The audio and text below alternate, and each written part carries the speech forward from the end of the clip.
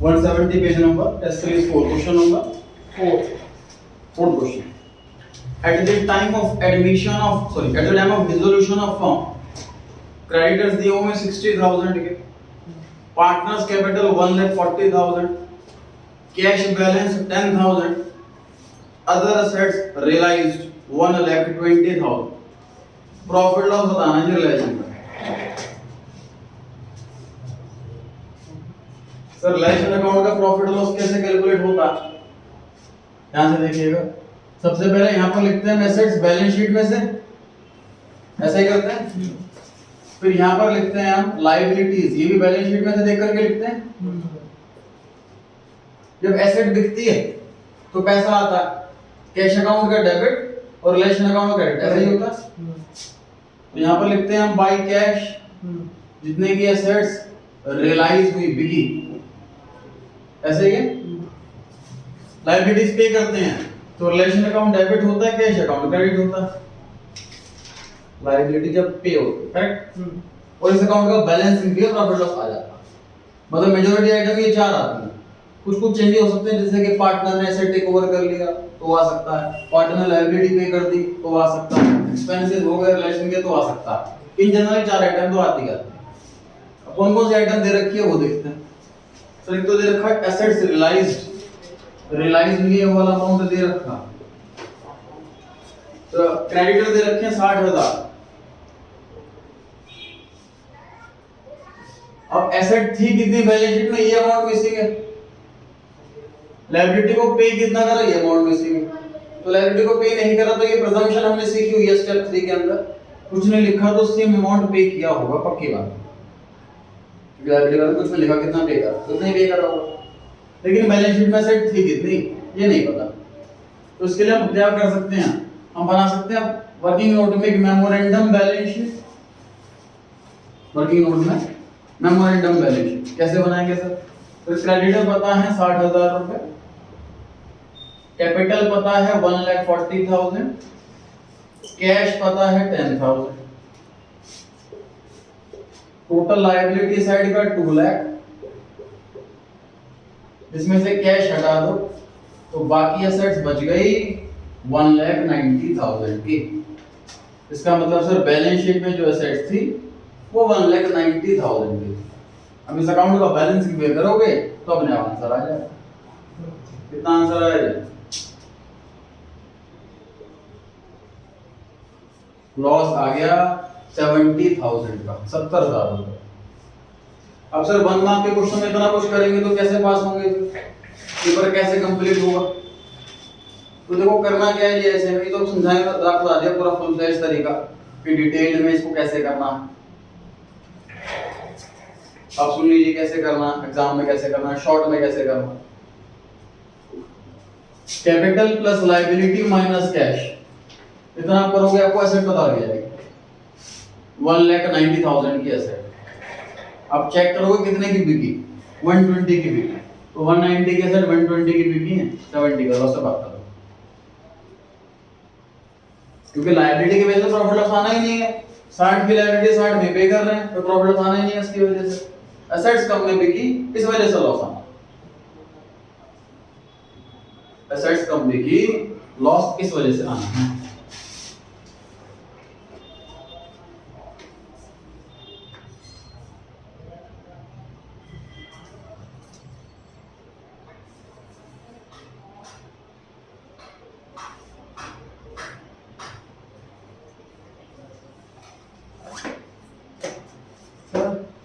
Sir ये 1,90,000 balancing पे balancing हो जाएगा. करेक्ट.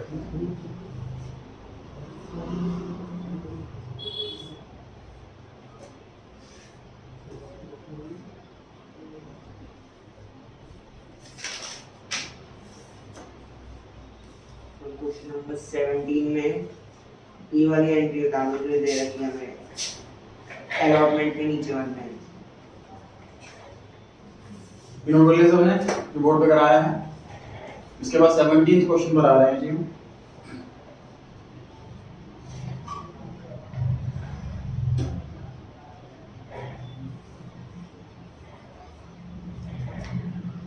क्वेश्चन नंबर 17 को रीड कर लेते हैं पूरा, उसके बाद स्पेसिफिक डाउट पर देखते हैं। On 1st April 2017, company issued 20,000 6% debentures of rupees 100 each at a discount of 4%, redeemable at a premium of 5% after 3 years. 4% का डिस्काउंट है और 5% का रिडम्पशन पे प्रीमियम। अगर कंबाइन करके हम लॉस लिखेंगे तो 9% का लॉस आएगा। ये ऑप्शन होता है हमारे पास, ध्यान है सबको। डिस्काउंट और लॉस को कंबाइन करना या अलग अलग दिखाना, ये ऑप्शन है हमारे पास। डिस्काउंट अलग डेबिट करो, लॉस अलग डेबिट करो, या फिर लॉस इकट्ठा डेबिट कर दो एक ही बार। एप्लीकेशन पे 50 रुपए मंगाए, बाकी के अलॉटमेंट पे कितने मंगाए हैं? 46, क्योंकि टोटल 96 मंगाना है। आगे लिखता है company has a balance of 50,000 in SPR and 1 lakh in general reserve. Profit इस साल हुआ था 75,000। ये एडिशनल इंफॉर्मेशन दे रखी है जी। आगे लिखा हुआ है आपको एंट्री करनी है डिवेंचर इशू करने की और लॉस को राइट ऑफ करने की। एंट्रीज करने में सक्षम है आप लोग? लॉस को राइट ऑफ जब करेंगे हम तो फर्स्ट प्रेफरेंस लेंगे एसपीआर को, सेकंड प्रेफरेंस लेंगे जनरल रिजर्व को, थर्ड प्रेफरेंस लेंगे प्रॉफिट। इशू की एंट्री कर ली सबने? अगर क्या कहते हैं सिर्फ डिस्काउंट होता है और प्रीमियम होता है, अगर कुछ दे नहीं रखा होता तो दोनों अलॉटमेंट में मानते हैं। हाँ,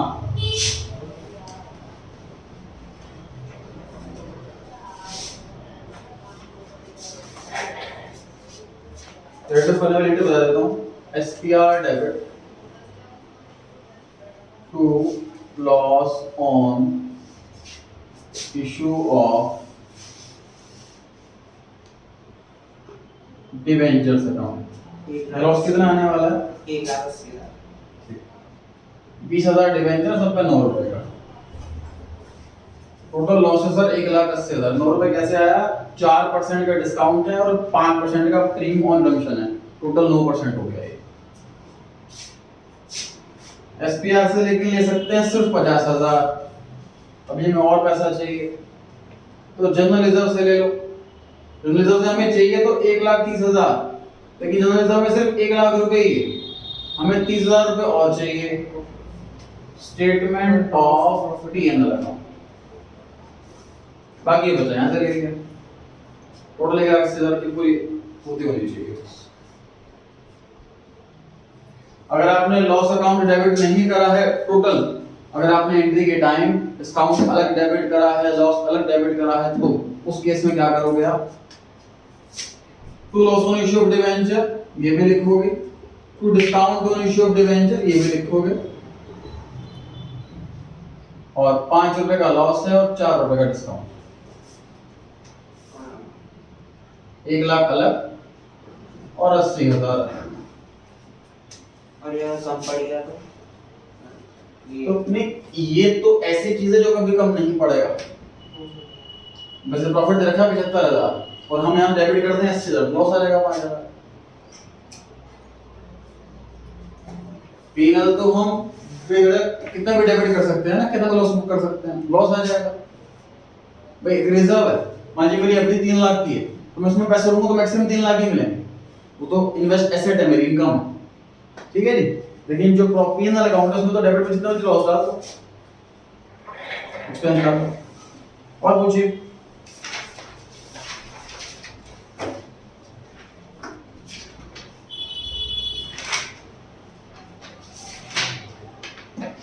क्वेश्चन नंबर 28 पढ़ते हैं question number 28। Company is carrying on a paper manufacturing business. अच्छा, पेपर बनाए कुछ भी बनाए, हमें क्या मतलब? बेसिकली क्वेश्चन ये कह रहा है कि जिस कंपनी में हम अकाउंटेंट है वो फाइनेंशियल इंस्टीट्यूशन नहीं है, एक नॉर्मल बिजनेस है। In the current year it purchased machinery for rupees 30 lakh. It paid salaries of 60,000 rupees to its employees. It required funds for expansion and therefore issued shares of rupees 20 lakh. It earned a profit of 9 lakh for current year. तो question में पूछा हुआ है जी बताओ cash flow from operating activity कितना होगा। Try कीजिए कौन से अमाउंट को ऐड करना है, कौन से अमाउंट को लेस करना है, कौन से अमाउंट को इग्नोर करना है।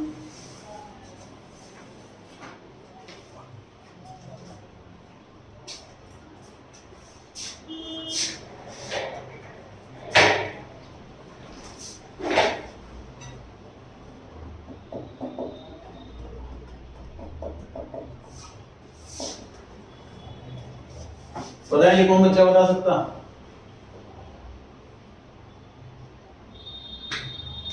डायरेक्ट आंसर बताइए। सर ये आंसर आएगा फाइनल मेरे हिसाब से। बताइए मेरे हिसाब से 60,000 आएगा। 60,000 9 लाख 9 लाख। और कोई आंसर?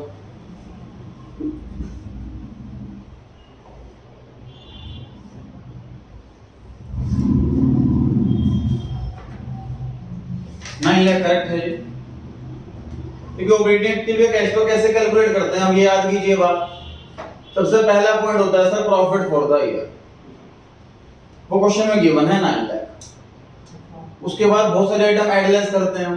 उन बहुत सारे आइटम्स में से एक भी आइटम नहीं दे रखी इस क्वेश्चन में। परचेज ऑफ मशीनरी हम कुछ भी नहीं करते, ना ऐड करते ना लेस करते। पेमेंट ऑफ सैलरी ये भी ऐड ना करते ना लेस करते, ऑपरेटिंग होता है क्योंकि इनडायरेक्ट मेथड में ऑपरेटिंग एक्टिविटी आती है। शेयर का इशू करना ये भी हम ना ऐड करते ना लेस करते, फाइनेंसिंग एक्टिविटी होता है। तो 9 लाख रुपए आंसर है। बाकी से सिर्फ कंफ्यूज करने दे रखा है कि बच्चा कुछ ना कुछ तो प्लस माइनस करेगा, सोचेगा दे रखा कुछ ना कुछ तो हो गई। 9 लाख रुपए आंसर। और पूछिए।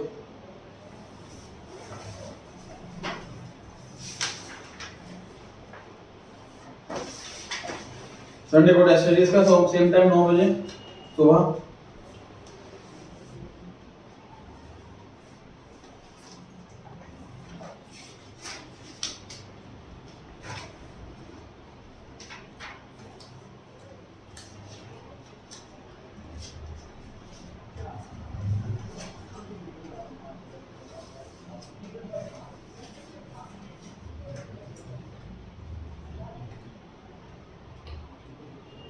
वन 173 पेज क्वेश्चन दिया हुआ है सर डिसोल्यूशन का। क्वेश्चन दिया हुआ है डिसोल्यूशन का चॉइस में। इसमें तो पॉइंट नंबर 6 है,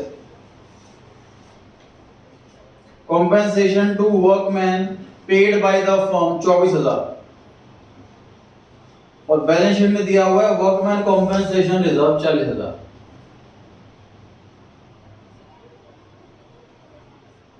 अब बताइए रियलाइजेशन अकाउंट में आएगा, अगर आएगा तो किस साइड आएगा और कितना आएगा, या फिर ये पार्टनर्स कैपिटल में आएगा, आएगा तो कितना आएगा किस साइड आएगा, या फिर ये कैश अकाउंट में आएगा, आएगा तो किस साइड आएगा और कितना आएगा। कॉपी पे करके बताइए, और नहीं। अब चाहो तो छोटा सा अकाउंट बना दो या फिर लाइन में लिख दो सर ये वाला अकाउंट, ये वाली साइड, ये वाला अकाउंट। हो सकता है ये तीनों में आए, हो सकता है किसी 2 में आए, हो सकता है किसी 1 में आए। बैलेंस शीट वाला भी और पॉइंट नंबर 6 वाला भी, इन दोनों पॉइंट को आपको रिप्रेजेंट करना है, बताना है। ध्यान से बताएं, जल्दबाजी ना करें। ट्राई करें सभी।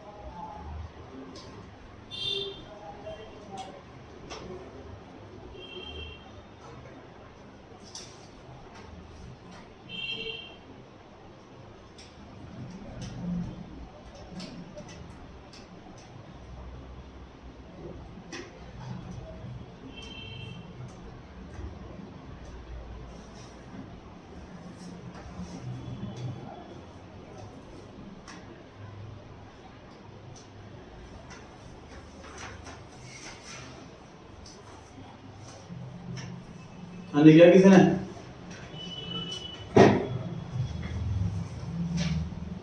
बताएं। तो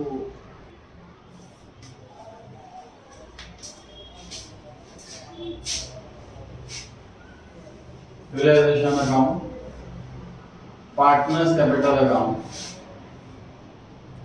और कैश अकाउंट। देखिए सर, रिजर्व 40,000 रुपए का है।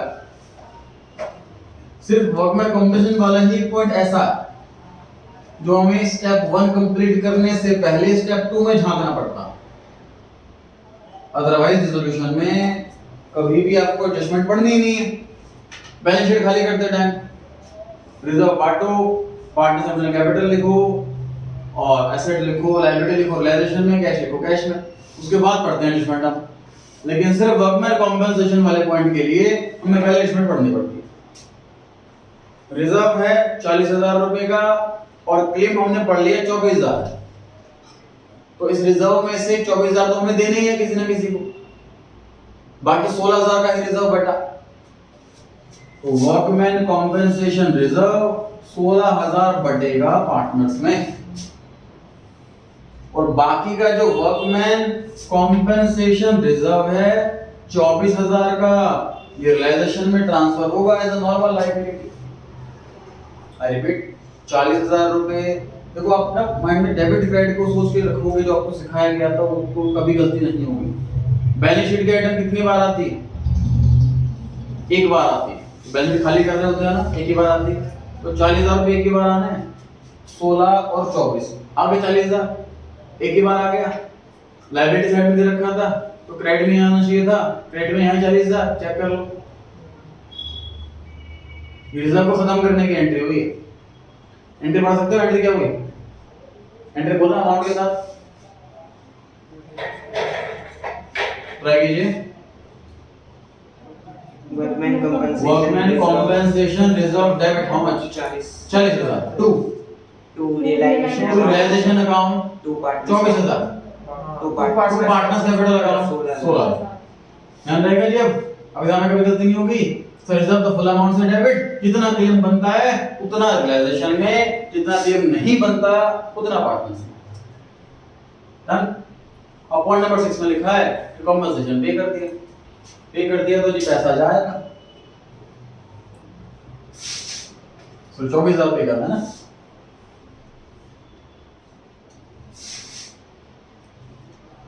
Realisation debit to cash. अब इसे देखो फायदा क्या हुआ, तो देखो इसकी वजह से ना प्रॉफिट हुआ ना लॉस हुआ। प्रॉफिट लॉस होगा भी क्यों, जब रिजर्व पहले से रखा हुआ है हमने, प्रॉफिट लॉस कुछ भी नहीं हुआ। 16,000 का बच एक्स्ट्रा रिजर्व था, पार्टनर से बढ़ गया। कैश 24,000 कम हुआ, कैश 24,000 से ही कम हुआ। एडजस्टमेंट दो बार आती है डेबिट क्रेडिट, एक डेबिट में आ गया, एक क्रेडिट में आ गया, इक्वल हो गया। ये तो डाउट भी नहीं था आप लोगों का। डाउट क्यों नहीं था? ट्राई नहीं करा इसका मतलब, गलत करके बैठे हुए। 21 और 22 नहीं करे, जो साल तो मैंने पूछा वही नहीं करा। नहीं, वो साल करे 21 22 के ना।